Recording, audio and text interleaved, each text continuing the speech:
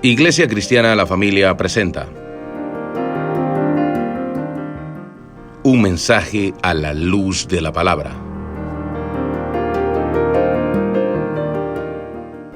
Con el pastor Bernardo Ríos. A continuación.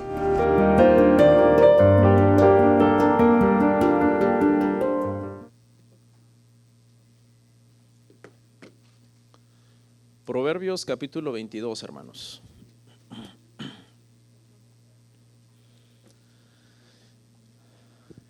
Y si son tan amables, en pie vamos a leer Proverbios 22, 6.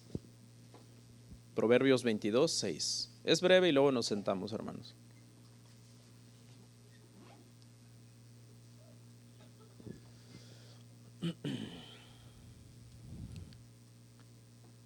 Proverbios 22, 6 dice así: Instruye al niño en su camino, y aun cuando fuere viejo, no se apartará de él. Oramos. Te damos muchas gracias, Señor, por tu palabra. Muchas gracias por este día, por este tiempo.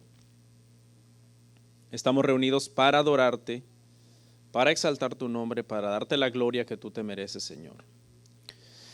Gracias por permitirme el día de hoy compartir un tema familiar con la iglesia. Te pido que sea de edificación para todos nosotros y que podamos, Señor, aprender y poner en práctica tu palabra, Señor. En Cristo Jesús, amén. Amén.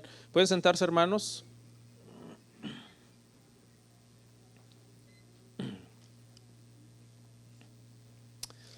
El día de hoy, hermanos, vamos a meditar bajo un tema que titulé Padres responsables. Padres responsables. Traje este tema especial, hermanos, porque, como ustedes saben, el día de hoy aquí en los Estados Unidos se celebra el Día de la Mamá, el Día de la Madre, ¿ok? Entonces, vamos a estar dando este tema especial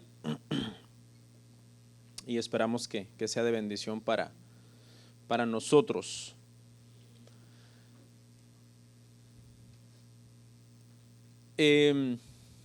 Hermano, si los cristianos creemos que Cristo es tan importante como siempre estamos diciendo, ¿verdad? Nosotros los cristianos siempre estamos proclamando, ¿verdad? Gloria a Dios, Cristo es bueno, Dios es bueno, etcétera. Entonces, ¿por qué algunas veces pareciera como que no nos preocupamos porque nuestros hijos conozcan mejor a Cristo? Esa es la pregunta que vamos a estar abordando el día de hoy. Y el tema, hermano, voy a hablar de 4 cosas en este tema que parecen inocentes a primera vista, pero que pueden resultar muy peligrosas para nuestros hijos. Y es en esas 4 cosas que quiero pues invitar a todos a que seamos responsables en hacer bien nuestro trabajo, en esas 4 cosas.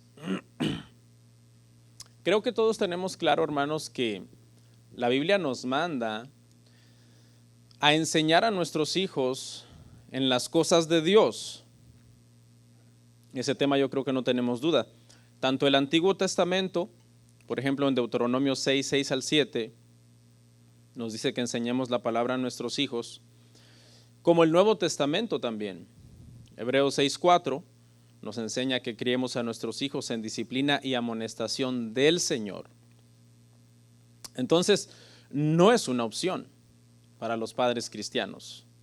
No es opcional para nosotros criar a nuestros hijos en el conocimiento del Evangelio y en guiarlos hacia Jesucristo. No podemos obligarlos a ser cristianos, ¿ok? Pero nosotros sí estamos obligados a presentarles el cristianismo. En otras palabras, ellos tienen la libertad de creer o no creer. Ellos. Nosotros los padres no tenemos la libertad de enseñar o no enseñar. Es decir, los padres no podemos decir, bueno, yo escojo si les enseño el evangelio o no a mis hijos, porque me gustaría mejor que crezcan y hay que ellos vean qué es lo que quieren hacer. Eso no es la mentalidad de un cristiano. Un cristiano, entre comillas, que habla así, no conoce las escrituras, porque las escrituras nos manda a los padres a instruirlos a ellos desde pequeños en el evangelio. ¿Tenemos eso claro, verdad, hermanos? Entonces, ¿sabe a mí cómo me suena un cristiano que no quiere instruir a sus hijos en el cristianismo? Me suena más o menos así. Me suena como una persona que dice, bueno, ya ni modo, yo soy cristiano. Ya ni modo. Pero enseñarle el cristianismo a mis hijos sería como cometer el mismo error 2 veces. Así me suena a mí. Como que fuera un error ser cristiano. Y entonces ahora, ¿cómo voy a cometer el mismo error enseñando las mismas cosas a mi hijo o a mi hija? Entonces mejor que ella decida cuando ella crezca o cuando él crezca. Hay muchas cosas, hermano, en esta tierra por las cuales nosotros nos preocupamos mucho por nuestros hijos. Hoy voy a hablar de 4 que nos preocupan bastante. Pero el énfasis de mi sermón el día de hoy es tratar de enseñar que realmente hay una cosa más importante que esas 4 por la que nos tenemos que preocupar más. Y que es enseñarles el evangelio y guiarlos hacia Jesucristo para que puedan ellos tener una relación con el Señor. Una buena pregunta es, ¿hasta qué punto podemos presionar a nuestros hijos para las cosas espirituales? Note que hace rato dije que no los podemos obligar a ser cristianos, pero esta palabra presionar no es exactamente obligar. Y la pregunta es, ¿hasta qué punto los podemos presionar hacia las cosas espirituales? Porque si usted se da cuenta, hay muchas cosas seculares para las cuales sí los presionamos. ¿Y por qué en esas cosas seculares sí los presionamos, pero cuando se trata de las cosas espirituales sentimos como que no hay que presionarlos porque les puede hacer más bien daño? Si un maestro o una maestra de la escuela te llama y te dice que tu hijo se ha estado portando mal, que lleva malos grados, que se está juntando con las personas equivocadas, ¿cuál es nuestra reacción como padres, hermanos? Nos molestamos, ¿verdad? Es natural, porque uno hasta les dice, no te mando para eso a la escuela. De hecho, yo muchas veces le digo a mis hijos, les digo, no les voy a exigir los mejores grados del mundo, pero si su trabajo es ir a la escuela, traten de traer los mejores grados que puedan. ¿Okay? Porque a eso es que ustedes se están dedicando, a ir a la escuela, por eso se les está manteniendo sin que ustedes hagan nada más para ir a la escuela y aprovechar y ser diligentes y sacar un buen desempeño de los estudios. Entonces, nos ponemos furiosos, ¿verdad?, en las cosas seculares y los queremos presionar a que ellos logren muchas cosas que desde nuestro punto de vista son necesarias. Pero si la maestra de escuela dominical nos llama y nos dice, oiga hermano, hermana, fíjese que su hija dijo una mala palabra aquí en la clase. Muchos padres ahí reaccionan, no, eso no importa. Y en lugar de enojarse con el niño, se enojan con la maestra, ya no le hablan del resto del año a la pobre maestra que está esforzándose para dar la clase. Entonces, ¿por qué no se enoja con la maestra también de la escuela? Dice, no, esa maestra, no, ahí nos enojamos con el hijo, ahí sentimos que sí podemos presionar al hijo, exigirle a que rinda, que dé resultados. Pero las cosas espirituales no, hay que lo tomen con calma, yo no quiero presionarlos ni estarlos pobres de mis hijos, levantando todos los domingos temprano, cuando es el único día que descansan y para llevarlos al discipulado. No, pero el lunes con la faja en la mano los paras para que vayan a la escuela porque quieres resultados. Entonces, obviamente, hermanos, sin caer en un fanatismo, pero tenemos que tener sabiduría para saber mediar esas cosas, saber que de igual forma que podemos presionar a nuestros hijos en las cosas seculares, hay un campo de espacio que tenemos para presionarlos a ellos en las cosas también, en las cosas materiales los podemos presionar, en las cosas espirituales también. Okay. Listos, vamos a hablar entonces de 4 cosas. Parecen inocentes, pero pueden resultar muy peligrosas para nuestros hijos. Y estas son cosas que a veces nosotros sí les exigimos a nuestros hijos. Por ejemplo, lo primero es la escuela. La escuela. La escuela, hermano, puede resultar inocente y es necesaria hasta cierto punto, pero puede ser muy peligrosa para nuestros hijos. El proverbio que leímos dice, instruye al niño en su camino. Y está hablando de una instrucción más que nada espiritual. La escuela pública, tal y como nosotros la conocemos el día de hoy, fue creada por los hombres, fue creada por los gobiernos, fue creada por la sociedad. Antes de que la escuela pública existiera, era deber de los padres instruir en casa a los hijos, principalmente dándoles instrucción en las cosas espirituales, la primera instrucción. Es decir, enseñarle quién es Dios, enseñarle la palabra de Dios, a temer a Dios, a tener una relación con Dios. Y de ahí, pues claro, se instruía en otras cosas básicas como las letras para leer y escribir, los números para hacer cuentas. Y así poco a poco la sociedad, la humanidad se fue civilizando cada vez más y capacitando cada vez más para enseñar mejor a los hijos desde casa. Y la instrucción en sí era en casa. O sea, cuando leemos este proverbio, la instrucción que Dios está mandando es en casa. La escuela pública es un invento de la humanidad, no fue inventada por Dios. ¿Okay? Hay una organización que se llama George Barna y esta organización se dedica mucho a las encuestas, mucho a las estadísticas. Estados Unidos es mucho de estadísticas. Si uno se pone a buscar estadísticas, encuentras estadísticas hasta de cualquier cosa que se te ocurra. ¿Cuántos perros hay en Estados Unidos? ¿De qué raza? Cualquier cosa. Nuestros países, los latinos, por lo general no son tan dados a las estadísticas, no llevan el control de todo. Pero la pregunta que hicieron en esta encuesta fue, ¿cuál es la preocupación más grande que los padres tienen por sus hijos? Y entrevistaron a cristianos y no cristianos. Y la respuesta más común fue que los niños tengan una buena educación. Fue la meta principal de los padres entrevistados, que los hijos tengan una buena educación. Ahora, quiero aclarar, hermanos, que yo no estoy en contra de la educación, ni estoy diciendo que la educación sea mala. Pero la pregunta que nos tenemos que hacer aquí ¿es normal que a los padres cristianos la preocupación principal que tengamos sobre nuestros hijos es su educación por encima de su vida espiritual? Ahí es donde yo quiero llegar. No estoy diciendo la escuela es mala, no estoy diciendo la educación es mala.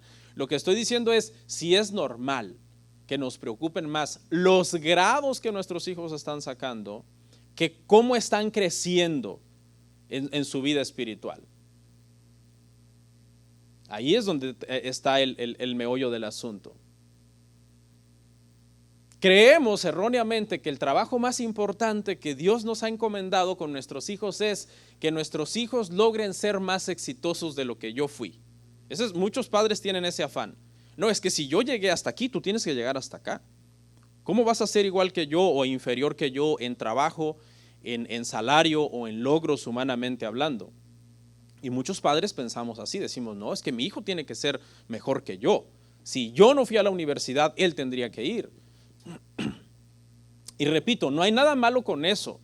El problema es cuando eso se vuelve nuestro énfasis y la vida espiritual de nuestros hijos pasa a segundo plano, no nos importa. Entonces muchos padres, la meta principal para sus hijos es que mis hijos terminen una carrera, que mis hijos ganen bien, que mis hijos vivan cómodamente, inclusive con algunos lujos que yo no me pude dar, y que logren hacer más dinero del que yo alguna vez logré hacer. Y esa es la estadística. George Barna, esta organización que hace estadísticas, dice que esa es la principal preocupación de los padres, incluyendo a padres cristianos. No les estoy diciendo, jóvenes, ¿saben qué? Ya no le pongan atención a la escuela o no vayan a la escuela mañana. No, la escuela tiene su lugar y tiene su importancia. Uno aprende, hay muchas cosas que se aprenden que son necesarias, que inclusive también se pueden aprender en casa. No estoy diciendo que la escuela pública es indispensable, porque muchas familias hacen homeschooling y sus hijos son igual de inteligentes y de académicamente preparados que los que van a una escuela pública. ¿Okay? No es malo estudiar, no es malo ir a la escuela. Nuestros hijos cuando tienen exámenes, por ejemplo, en estos días hemos estado orando, papi, tengo un test, ora por mí. Oramos para que les vaya bien. Los motivamos para que sean diligentes, para que hagan su mejor esfuerzo en la escuela, pero no es nuestro énfasis sobre su vida espiritual. No es que eso es lo que más felices nos hace a nosotros como padres, que sean buenos estudiantes. A mí lo que más feliz me hace o me haría o me hace, dependiendo de quién estemos hablando, es qué tan cristianos son mis hijos. Eso es lo que a mí me hace sacar pecho. En serio. Y no es porque yo sea antiacadémico, hermano. A mí me gusta mucho estudiar y cuando fui a la escuela me gustó mucho dedicarme de lleno a los estudios. No soy antiintelectualismo, no. Pero he llegado a comprender, y ha sido de hecho una gran carga que me ha sido quitada de encima, que esa no es mi prioridad como padre. Está bien, hay que apoyarles todo lo que se pueda en lo académico, pero mi prioridad como padre es formarlos cristianamente. Ese es primerito. Si ustedes son un matrimonio, matrimonios que están acá, y ustedes han sido matrimonios de iglesia de toda su vida, desde que ustedes se acuerdan, dice, oye, ¿tú ha habido un tiempo en que no hemos ido a una iglesia? No, siempre hemos ido a una iglesia, desde siempre. ¿Y tus hijos no son cristianos? Eres un mal padre, eres una mala madre, aunque sea el día de la madre. Sí, porque, o sea, ¿qué has estado haciendo todos estos años? Seguramente no has tomado el cristianismo en serio como deberías, y no has dado los frutos que deberías de estar dando, y por eso tus hijos no son cristianos, no les importa ser como tú. Entonces, hermanos, la escuela es importante, pero no debe de ser el énfasis para nosotros como padres. ¿Ok? Fíjese que los gobiernos son los que controlan las escuelas públicas, pero los gobiernos no mandan a sus hijos a las escuelas públicas. Los mandan a escuelas especiales, donde hay una educación especial. Porque las escuelas públicas actualmente están ideologizadas, ¿ok? Ideologizadas hacia pensamientos inmorales, hacia una sociedad inmoral que tiende hacia lo que es antifamilia, lo que es anticristiano, lo que es antidios. Las escuelas actualmente, hermano, son centros de educación atea. No sé si lo había pensado. En las escuelas actualmente se enseña que Dios no existe, que el hombre es solamente un animal más, que no es un Dios el que creó todo, sino que todo surgió de la nada. Y sí, nosotros decimos a nuestros hijos, no les crean eso, aprendan lo que tengan que aprender, lo que sea necesario, pero el día que los quieran ideologizar de una forma anticristiana o hacia una conducta inmoral o hacia una conducta atea, no se dejen seducir por eso, porque eso no es verdad, eso no les están enseñando mal en la escuela. La escuela, hermano, actualmente tiene una agenda, la escuela pública. La agenda, hermanos, de la escuela pública es ideologizar a los hijos de los conservadores. Cuando hablo de conservadores me refiero a personas que están en contra del aborto, en contra del matrimonio de personas del mismo sexo, personas que son cristianos, que creen en Dios, esos somos los conservadores. Y la escuela tiene por objeto los hijos de los conservadores. Tenemos que ideologizarlos, tenemos que sacarlos del cristianismo. ¿Por qué? Es muy fácil. Históricamente, los conservadores tenemos más hijos que los liberales. ¿Ok? Los conservadores tenemos 4, 5, 6, 7, 8, 9 hijos. Y otros hasta más. ¿Ok? Los liberales son antiprocreación, como no, poquitos, o de hecho mejor ninguno. Mejor no deberíamos de tener ni uno. Y si tenemos solo uno, cuando máximo 2 para buscar la parejita. Entonces, ¿qué está pasando, hermanos? Mire, no hay que ser muy inteligente para entender esto. Como los conservadores tenemos más hijos, entonces en el mundo, por lo general, hay más conservadores que liberales. Y los conservadores estamos en contra de la agenda inmoral. Entonces, cuando se hacen las votaciones, muchas veces los conservadores salen ganando porque son más. Entonces la escuela dice, no, tenemos que tener más gente liberal. Pero ¿y qué hacemos? Porque los conservadores se multiplican como los hebreos cuando estaban en Egipto.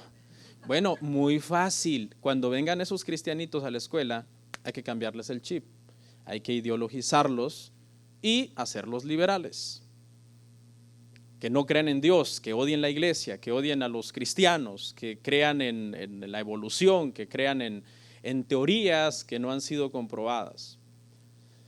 Entonces usted tiene que saber, hermano, que nuestros hijos cristianos, cuando los mandamos a la escuela, son el blanco del gobierno. Ellos son el blanco, no los hijos de los liberales. Los hijos de los liberales ya están del lado de ellos. Los hijos de los liberales ya están ideologizados.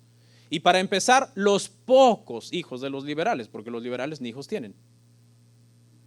Entonces, tenemos que entender este asunto, hermano, y ver que la escuela, hermanos, no debería de ser nuestra principal preocupación como padres, sino la vida espiritual de nuestros hijos. Y eso es una paternidad responsable, hermano. Eso es ser responsable en la vida espiritual de nuestros hijos. Porque el día que tu hijo o tu hija muera, cuando llegue ahí, si usted quiere, con San Pedro, como siempre se dice tradicionalmente, y le diga, aquí San Pedro, mira, aquí están todos mis títulos. ¿Y eso de qué te sirve? Eso aquí no sirve. Como dice un pastor, dice, en el cielo no va a haber paredes para colgar títulos. Allá lo único que importa cuando lleguemos a esa puerta es, ¿está Cristo en tu corazón? ¿Viviste como cristiano en la tierra? ¿Sí o no? De eso es lo que va a depender. Amén, hermanos.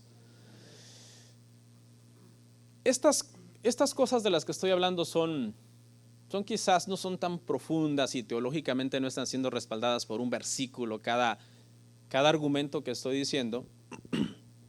Y de hecho podemos, si usted quiere, diferir, pero lo podemos dialogar y darle más razones de peso por qué esta postura es bíblica y la postura de hacer énfasis a nuestros hijos como que la escuela fuera la vida eterna es la postura errónea. Segunda cosa, hermano, inocente pero peligrosa para nuestros hijos, el deporte. El versículo que leímos, Proverbios 22:6, instruye al niño en el camino, en su camino, habla de cosas espirituales. Vamos a ponerlas en orden. La primaria, espiritual, instrúyelo, primeramente, espiritualmente, ¿ok? Enséñale quién es Dios, enséñale la palabra, llévalo a la iglesia, enséñalo a orar, enséñalo que cuando más necesite en esta tierra que alguien lo ayude, solamente Dios lo puede ayudar. Vamos a las cosas secundarias. La educación deportiva, pongamos ahí, hermano, si usted quiere educación deportiva, es como algo secundario. No es primario, puede ser de hecho opcional, ¿ok? Pero lamentablemente, hermano, también está comprobado que para muchos padres, una de las metas con sus hijos es que sus hijos sean grandes deportistas, atletas de alto rendimiento, deportistas de calibre en el mundo. El deporte, hermano, se ha vuelto una religión en este mundo. Los deportes se han vuelto una religión en este mundo, hermano. Yo he visto hombres grandes de 40 años llorando, hermano, amargamente de felicidad que su equipo haya ganado. Y tú dices, ¿esto es real?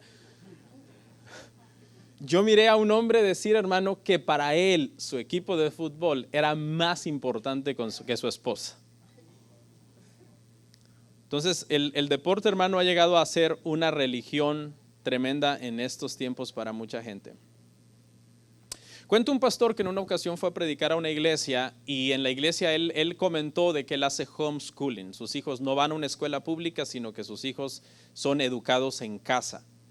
Al final, cuando él terminó de predicar, vinieron varios jóvenes de la iglesia muy intrigados a hacerle una pregunta. Pastor, ¿cómo hacen sus hijos con el tema de los deportes? Si no van a una escuela donde pueden participar en los clubes deportivos y en los equipos de deportes que tiene la escuela, ¿cómo hacen sus hijos en el área de los deportes? A lo que el pastor respondió, no me interesa en lo más absoluto que mis hijos participen en deportes. Yo no estoy en contra de los deportes, a mí me gustan los deportes, pero escuche, este pastor lo que está tratando de dar a entender es que realmente el énfasis para él es la vida espiritual de sus hijos. Y no que los deportes sean malos, pero escuche, los deportes llevados a un extremo en nuestros hijos pueden ser la piedra de tropiezo para que nuestros hijos no escuchen el evangelio o se alejen del evangelio. Mucha gente ve como indispensable ser deportista, o sea, ser deportista es algo que tengo que ser deportista sí o sí, porque es una forma de salir adelante. De hecho, las escuelas promueven el deporte por las siguientes razones. En las escuelas promueven el deporte porque supuestamente el deporte te enseña a trabajar en equipo. El deporte te enseña lo que es el sportsmanship, lo que es el desarrollar tu carácter como persona también. El ayudarte a ser una persona que se puede integrar con los demás. Y prácticamente cuando enseñan eso, enseñan como que no hay otra forma de ser normal o de tener un buen carácter y de aprender a trabajar en equipo a menos que seas un deportista. La realidad, hermanos, es que grandes hombres de carácter y personalidades internacionales en toda la historia no han practicado deportes. Por ejemplo, dice la historia que George Washington, que fue el primer presidente de Estados Unidos, nunca practicó ningún deporte. Albert Einstein, una de las mentes más brillantes que ha habido, nunca practicó ningún deporte tampoco. Y no vayamos muy lejos, nuestro Señor Jesucristo nunca practicó ningún deporte. La pregunta que tengo es, ¿les faltó carácter? ¿Les faltó aprender a trabajar en equipo? ¿Les faltó aprender a ser competitivos? Claro que no. Son personas que cambiaron la historia. Jesucristo cambió la historia del mundo entero. ¿Okay? Yo sé que a algunos esto les está sonando extremo. Dicen, ay no, pues si yo me gusta el deporte. Yo les repito, a mí también me gusta el deporte. Pero tenemos que entender, hermanos, que el deporte no debe de ser, o sea, nosotros como padres no debe de ser nuestra meta principal que nuestros hijos sean grandes deportistas.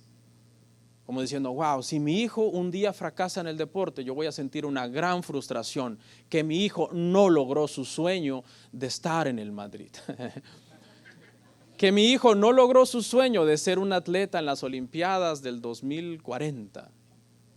No, porque esa no es en sí nuestra meta principal. Está bien apoyar a nuestros hijos en los deportes si les gustan, pero en el momento en que ese deporte sea un tropiezo para que tu hijo quite sus ojos de Cristo, ahí debes de empezarte a preocupar.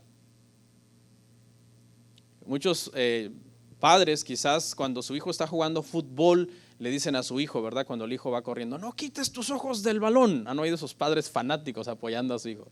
No quites tus ojos del balón, tienes que estar atento al balón. Su hijo hace años quitó los ojos de Cristo y eso no le importa al padre. Eso no le importa al padre. Es más, hay padres, hermano, que los domingos en lugar de traer a sus hijos a la iglesia, se los llevan a jugar deportes. Y después pasan los años y dicen, a saber por qué será que mi hijo como que no le gustó eso del cristianismo. Y escuche, yo no estoy diciendo no practicar deportes, pero no sé, háganlo en un horario que no sea el día de la iglesia. En la tarde, el domingo en la tarde, o el viernes en la tarde, o el sábado en la mañana. Traten la forma de apoyar a sus hijos en el deporte, porque repito, el deporte no es malo, pero qué tan sabio es, en lugar de venir el culto a las 11 el domingo, llevarnos a nuestros hijos al estadio. ¿Es eso sabio? Es lo que yo pregunto. ¿Es eso sabio? O llevarlos a nadar a su club de natación, o llevarlos a hacer gimnasia el domingo a la hora del culto. Aisladamente, por ahí si usted quiere, 1 o 2 veces al año, porque se atravesó un evento que usted no pudo controlar y para el cual el niño calificó de una forma milagrosa y cayó en un domingo, pues vamos de acuerdo, ¿no? Pero ya que se lo agarren de tarea cada domingo, cada 15 días, cada domingo, cada 15 días, 2 o 3 veces al mes, de que el domingo a la hora del culto hay que llevar al niño al estadio, a la piscina, a la cancha, a la pista. O sea, le estás sirviendo de tropiezo espiritual a tus hijos, le estás mandando un mensaje subliminal de que Dios es secundario. Y usted, ay no, pastor, porque yo a Dios lo tengo en mi corazón, no en 4 paredes. Porque esas son las típicas respuestas de una persona cuando ya anda mal espiritualmente. Y luego hasta los padres acaban mal espiritualmente porque ya no van a la iglesia, tienen que estar con sus hijos en la cancha, con sus hijos en el estadio. Entonces ya después, o sea, no solamente tú le sirves de tropiezo al niño, llevándotelo a la hora del culto a practicar deportes, sino que hasta a ti te está sirviendo de tropiezo esa decisión que has tomado de impulsar a tu hijo en el deporte a expensas de su cristianismo y a expensas de su relación con Dios y de que crezca como un niño sano en la iglesia. Hermanos, el domingo a la hora del culto, nuestro deber es tener a nuestros hijos en la iglesia adorando juntamente con nosotros y oyendo la palabra de Dios. Ok, entiendo que muchos no están de acuerdo y creen que estoy exagerando, pero el tiempo va a decir quién tiene la razón. Cuando veas a tu hijo perdido, que no quiera saber nada del Señor, y cuando muera y llega al cielo con su medalla y le diga a San Pedro, otra vez San Pedro, aquí tu medalla no sirve. ¿Ok? Aquí tu medalla no sirve. Apóyenlos, pero busquen, sean sabios, hermano. Hay tiempo para todo. No estoy en contra del deporte, pero no podemos sacar a nuestros hijos de la iglesia para que ellos logren su sueño deportivo si estás fallando como padre en lo más principal, que es su formación espiritual de ese muchacho. Leí un libro de un gran atleta, la biografía de Eric Liddell. Fue un corredor de los años 1920. Era buenísimo, era rapidísimo, era el hombre más rápido del planeta en aquel entonces, en 1920, pero era muy buen cristiano. Él tomaba el cristianismo en serio. Y aunque era el hombre más rápido del mundo, hermano, usted puede leer el libro de él, su biografía, Eric Liddell. Cuando la carrera caía a la hora del culto los domingos, él no iba a la carrera. Estando 100% seguro, él no iba como a ver si la ganaba, era el más rápido del mundo, estando 100% seguro que si corría él iba a ganar esa carrera y llevarse la medalla de oro. Él ganó una medalla de oro en 1924, en los 400 metros me parece. Cuando la carrera se hacía en un día que no fuera culto, él iba y él ganaba las medallas, como si nada. Como si nada. Pero cuando la carrera caía en domingo a la hora del culto, él decía, a mí qué me importa esa medalla, que se pudra. Yo soy campeón del mundo en carreras, pero primero, antes que campeón del mundo de carreras, soy cristiano. Y es un caso real. Era un superdotado de los deportes, pero nunca los deportes estuvieron por encima de su cristianismo. Se cuenta que una vez hizo una hazaña de correr una carrera de 400 metros a la velocidad que se corre una carrera de 100 metros. Una hazaña increíble, porque la carrera de 100 metros se corre a todo lo que das, pero una carrera de 400 se corre reservándose, guardando el último esfuerzo para los últimos 100 metros. Y Dios lo honraba y Dios estaba con él en todo lo que él hacía, porque para él Dios era primero antes que todas las cosas. Tercera cosa, muy peligrosa para nuestros hijos, hermanos, es crecer sin un padre. Crecer sin un padre. Instruye el niño en su camino, está dirigido principalmente al padre, no a la madre. Sorry, hermanas, yo sé que es el día de la madre, ahorita le damos una florecita. ¿Ok? Instruye el niño en su camino, está dirigido al padre. Yo sé que en nuestra cultura se celebra más en grande el Día de la Madre, ¿sí o no? Hasta hay memes, ¿no? Día de la Madre, una mujer frente a un pastel y un estadio así como lista para cantarle, no sé, una canción a la mamá. Y el meme del padre, un hombre solo frente a un pastel haciéndose así el mismo. En nuestra cultura, hermano, hay una glorificación, para ser honestos, exagerada de la maternidad y exagerada de la mujer. ¿Es importante la mujer? Claro que sí. Pero nuestra cultura tiende a tener esa mentalidad de que la madre es superior que el padre. En nuestra cultura latina se cree que la madre es superior que el padre. De hecho, muchos hijos tienen buena relación con la mamá. Con el papá la relación es un poco más reservada. Con la mamá todo, a la mamá le cuentan todo, le dicen todo y es a la primera que se terapean cuando quieren ganar algo, hacer algo, obtener algo. Y al padre siempre así como más de lejitos, como más con respeto, como más primero voy a terapiar a mi mamá y luego que mi mamá se terapia a mi papá y así ya lo logramos. Ahora les voy a decir algo, hermanos, en la Biblia eso no existe, hermanos. La glorificación de la mamá en la Biblia no existe. Tampoco la glorificación del papá. Pero lo que sí existe en la Biblia es delegarle al papá la responsabilidad primaria de la crianza de los hijos y de la instrucción de los hijos. Eso usted lo puede ver en la Biblia. Lea la Biblia y usted se va a dar cuenta que cuando Dios trató con algunos jóvenes que habían pecado, la mamá ni aparece en escena. Dios está ahí, están los jóvenes a los cuales Dios está disciplinando y está el papá. La mamá no aparece.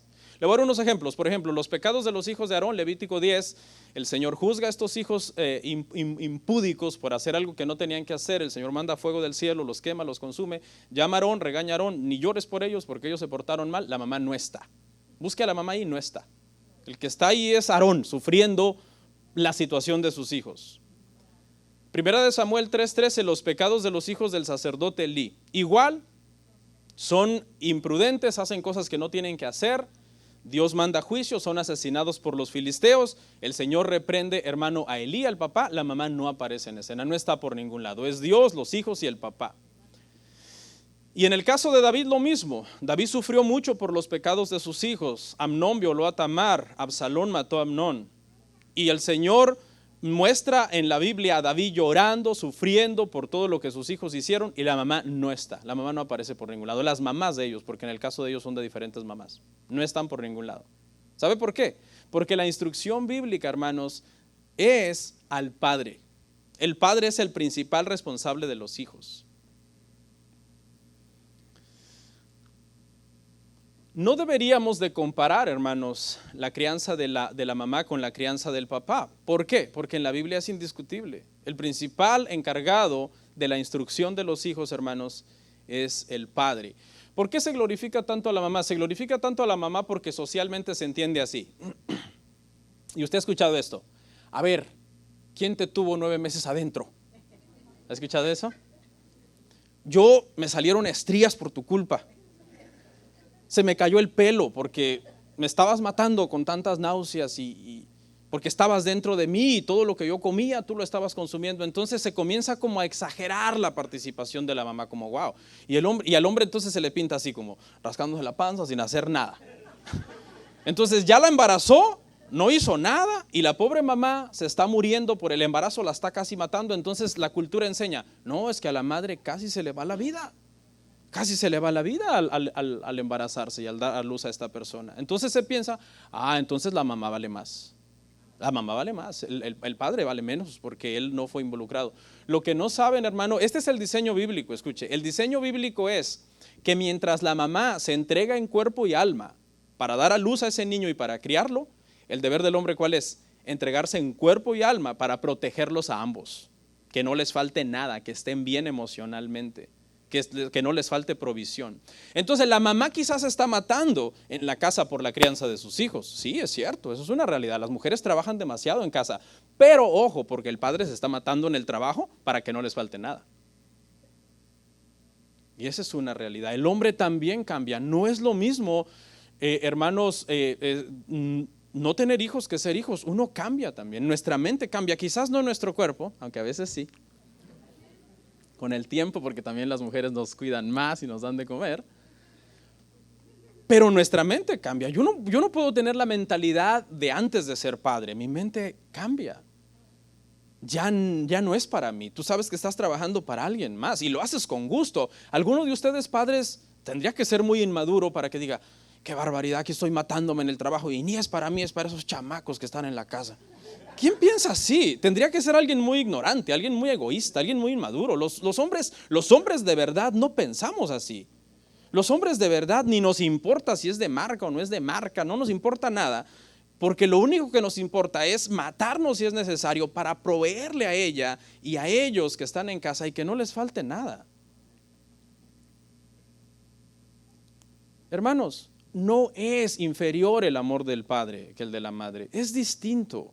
Pero no inferior, no los pongamos a competir.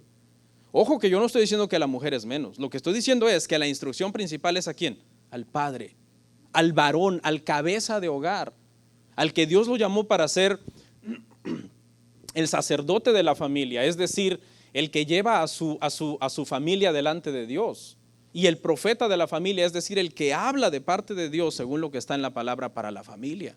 Esto es lo que tenemos que hacer, hermanos y familia.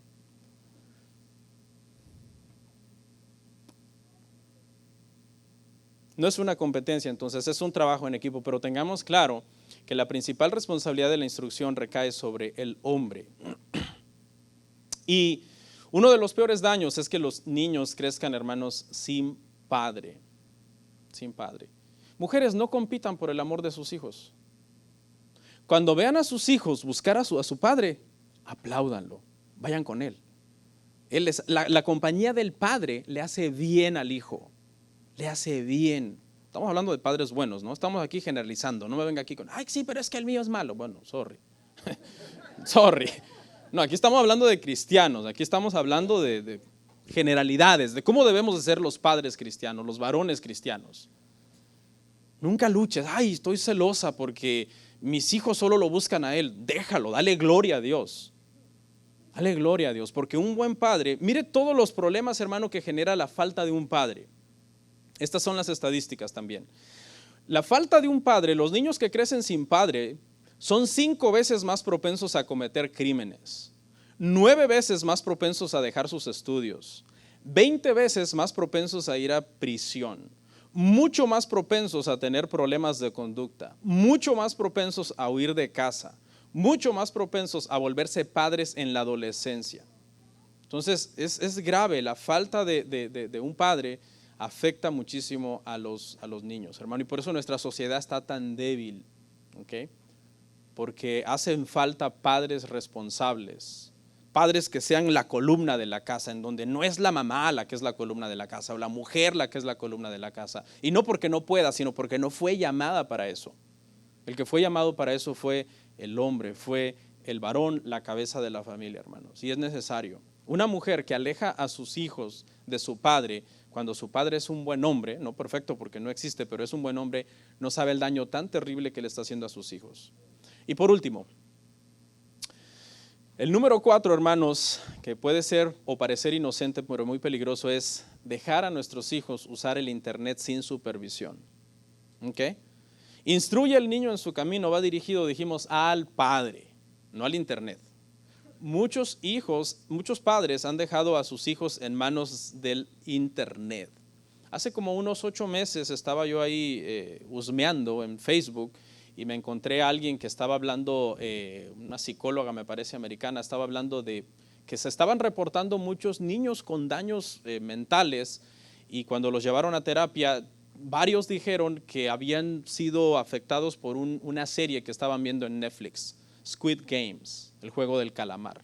Yo ni había oído eso. ¿Qué será eso? Me dio curiosidad, ¿no? Le está afectando a los niños. ¿Y qué será? A veces me gusta estudiar todos estos temas por si alguien me pregunta. Me voy a Netflix y pongo la serie de Squid Games, la serie del juego del calamar. Como la hora en que los niños salen de la escuela. Llega Max de la escuela y me dice, ¿qué estás haciendo, papi? Le digo, estoy aquí investigando algo de esta serie, que escuché algo del Squid Games. Y me dice, ahí me cuentas de qué trata, porque en la escuela todos hablan de eso y yo no sé qué decirles porque no sé nada de eso. Y en la escuela de Max son niños de 9, 10 años que estaban viendo esa serie. Era de todo lo que hablaban, dice, en la escuela. Y la descripción de la serie es que contiene malas palabras, que contiene suicidio, sangre, muerte, insinuaciones sexuales, exposición a los vicios. Esa es la descripción de esa serie, y esa es la serie que estaban viendo los niños, de 9, 10 años. Entonces imagina el daño tan terrible que se le estaba haciendo a esos niños. ¿Pero por qué? Porque muchas veces, hermano, los niños de esa edad son dueños de un teléfono, hágame usted favor, no sé cómo le harán para pagarlo. Y no solo son dueños de un teléfono, sino que lo usan, hermano, a voluntad, a placer. No hay ninguna restricción en el uso de ese teléfono. Duermen los niños, pasan, ya la mano ya se les quedó engarruñada así, hermano. Ya lo ponen por allá y la mano sigue así porque no lo sueltan el teléfono. Entonces, ¿qué está pasando ahí, hermano? Lo que está pasando ahí es una falta de supervisión de los padres. No estoy diciendo, hermano, que nuestros hijos no pueden jugar con un teléfono o que no pueden estar en internet. Claro, sí pueden, pero con supervisión, hermanos, porque ese es el punto. Internet sin supervisión. Nosotros, hermano, tenemos que ser los policías en nuestra casa.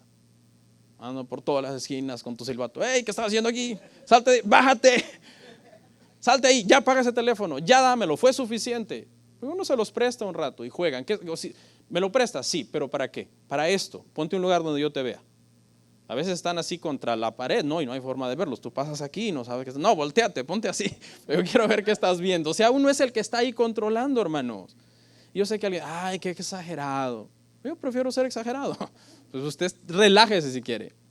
Pero cuando venga un asunto, un mal sobre los niños, hermano, muchas veces nosotros, hermano, sufrimos bastante por nuestros hijos, ¿verdad? Cuando algo les pasa. Hay que cuidarlos, hay que proteger su corazón, hermanos, de nuestros niños. Y un tip sería, si usted me pregunta, pastor, ¿hasta cuándo voy a ser el supervisor del internet de mi hijo? Le voy a dar una pista, cuando su hijo lo pueda pagar. ¿Ok? Cuando su hijo pueda pagar el internet, déjelo. ¿No? A lo mejor ya tiene 18, 19, 20 años, pues de todos modos hay que seguirlo aconsejando. No, mi hijo, eso no está bien. No pierdas tanto tu tiempo en esas cosas. Hermanos, tenemos que hacer nuestro trabajo, hermano. No podemos sentarnos en nuestros laureles a dejar a nuestros hijos sin nuestro cuidado, hermano, sin ser responsables. Cuento una historia real y con eso termino. Dice que en una ocasión había una madre muy cristiana, una madre muy devota del Señor, firmemente entregada al Señor. Pero por alguna razón que la historia que leí no lo explicaba, estaba casada con un ateo, ¿ok? Y este matrimonio tenían una hija y la hija pues estaba en medio, así como que mi mamá me enseña el cristianismo y mi papá me enseña que Dios no existe. ¿Qué hago? ¿Para dónde me hago? Pero la madre era muy buena madre, muy buena esposa, muy devota, muy entregada. Pero el padre también era bien insistente y también bien incisivo en sus argumentos y la muchacha no sabía para dónde hacerse. Por un lado, su mamá la convencía de que su fe era real y veía en ella una fe real. Pero por otro lado, su papá con su intelectualismo le movía al piso y decía no sé qué hacer. La mamá enferma gravemente, cae en cama, enferma gravemente y cuando está pues agonizando en sus últimos días de muerte, la mamá está en paz, está tranquila. Su rostro no irradia temor ni angustia, sino paz y tranquilidad. ¿Ok? Y pasan unos días y la mamá sigue enfermando, pero antes de seguirse enfermando al punto de morir, le habla a su hija y le dice, yo tengo paz porque yo sé a dónde voy, yo creo en el Señor, yo voy a estar con el Señor y me gustaría que tú también te acerques al Señor, conozcas a Dios, entregues tu vida a Dios. La muchacha no toma ninguna decisión, la mamá muere. Pasa un tiempo después, la muchacha no cree, sigue incrédula, pero pasa un tiempo después y la muchacha también enferma gravemente. Cae en cama y cuando está en cama gravemente enferma esta muchacha, viene su papá a la par de la cama a hablar con ella, la muchacha está a punto de morir. La muchacha está aterrada, está temblando de miedo, tiene muchísimo miedo a morirse. Y entonces le dice a su padre, padre, quiero preguntarte si estás seguro de lo que crees. ¿Estás seguro que Dios no existe? Necesito saber que tú estás seguro y que con convicción me puedes afirmar en mi lecho de muerte diciéndome, hija, estás muriendo, pero no creas, no existe. Yo te lo puedo garantizar, no existe. Porque necesito tomar una decisión en este momento. Y entonces el padre piensa muy bien antes de darle una respuesta y se quiebra el padre, está viendo a su hija sufrir, a punto de morir, aterrada, llena de miedo. La hija le dice, cuando mi madre estaba falleciendo, estaba en su lecho de muerte, mi madre no tenía miedo, estaba tranquila, estaba segura, se fue en paz, pero yo estoy llena de miedo, no quiero morir. Y el padre se quiebra y le dice, hija, cree en lo que creía tu madre, porque esa es la realidad, esa es la verdad. La muchacha entrega su vida a Cristo. Para cortar un poco la historia, tiene paz en su vida, se llena de paz en su vida, muere en paz con el Señor. La influencia de esta madre, inclusive después de muerta, hizo un impacto tan tremendo en su hija, que su hija se pudo ir a una eternidad con el Señor, e hizo un impacto con su esposo tan fuerte que en el momento crucial de verdaderamente decidir soy ateo o no soy ateo, decidió creer. Porque el testimonio de la madre muriendo tuvo más poder y más fuerza que la creencia atea de este hombre. Una buena madre puede ser un impacto muy importante en la vida de los hijos, hermanos. Vamos a orar. Comparte, suscríbete, dale like. Gracias por tu sintonía. Hasta la próxima. Bendiciones.